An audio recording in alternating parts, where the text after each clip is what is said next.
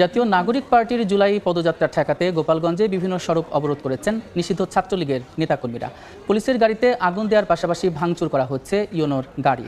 সকালে জেলা সদরের উলপুরে পুলিশের গাড়িতে হামলা, ভাঙচুর ও আগুন দিয়েছে দুর্বৃত্তরা।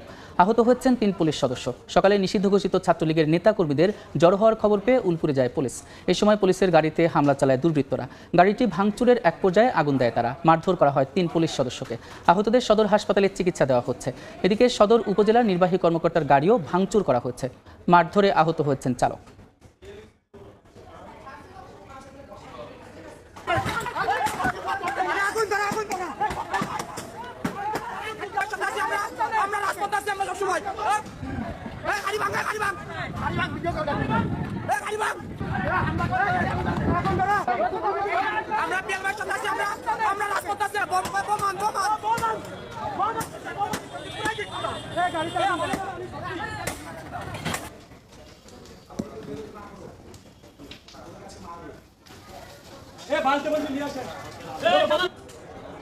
এই মুহূর্তে গোপালগঞ্জের টাউন রোড পৌর পার্কে আছেন রিপোর্টার আলামিন তুষার। সরাসরি যাচ্ছে তার কাছে।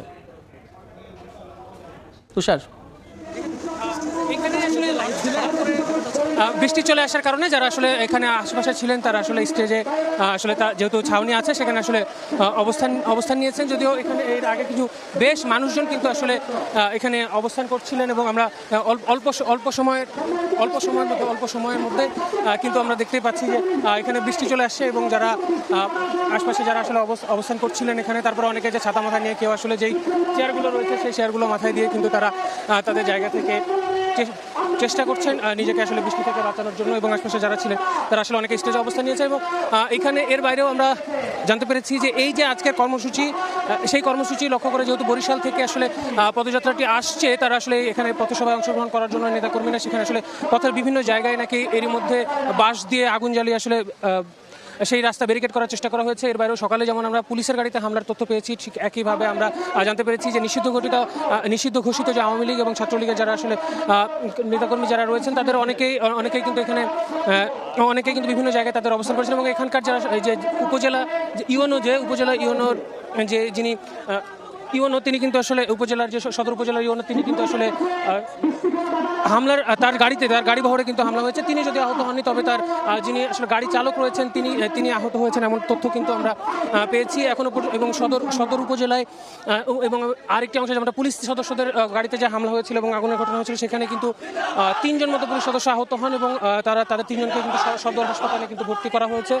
এবং এখানে কিন্তু দর্শক নিশ্চয়ই আপনারা স্লোগান শুনতে পাচ্ছেন এবং যারা এখানে নেতাকর্মীরা রয়েছেন তারা আসছেন। এবং আজকে যেহেতু 16 তারিখ অর্থাৎ জুলাই শহীদ দিবস হিসেবে এই দিনকে ঘোষণা করা হয়েছে, সেই জায়গা থেকে যারা আসলে শহীদ পরিবারের সদস্য এবং আহত পরিবারের সদস্য রয়েছেন তাদেরকে কিন্তু এখানে গুরুত্ব আরোপ করা হয়েছে তাদেরকে। এবং তারা অনেকেই কিন্তু এখানে অবস্থান নিয়েছেন এবং এখানে এসেছেন এবং বৃষ্টি মাথায় করেই কিন্তু তারা আসলে তাদের যে অবস্থান, সেই অবস্থান কিন্তু তারা আসলে তাদের অবস্থান এখানে কিন্তু দেখিয়েছেন। এবং যারা আসলে পুলিশ সদস্য এবং আইনশৃঙ্খলা বাহিনীর সদস্য, যেহেতু ওখানে 2 জায়গায় 2টি আসলে এমন ধরনের ঘটনা আমরা শুনতে পেয়েছি, দুটি অপ্রীতিকর ঘটনা আমরা জানতে পেরেছি, সেই জায়গা থেকে এখানকার যে পরিস্থিতি সেখানে কিন্তু আলাদা করে বেশি অর্থাৎ আইন শৃঙ্খলা রক্ষা বাহিনীর সদস্যদের কিন্তু মোতায়েন করা হয়েছে এবং তারা তাদের দায়িত্ব পালন করছেন। আর্ম পুলিশের সদস্যরা রয়েছেন এবং জেলা পুলিশের সদস্যরাও কিন্তু রয়েছেন। তো এই ছিল এখনো পর্যন্ত, যদিও 12টার সময় আসলে তাদের আসার কথা ছিল, তো সেটা জায়গা থেকে আসলে তারা আসলে কয়টা নাগাদ পৌঁছায় সেই তথ্য আসলে পরবর্তীতে আমরা আপনাদেরকে জানাতে পারবো। দর্শক, তো এই ছিল এখন পর্যন্ত আমার কাছে। গোপালগঞ্জ থেকে যুক্ত ছিলেন সহকর্মী আলামিন তুষার।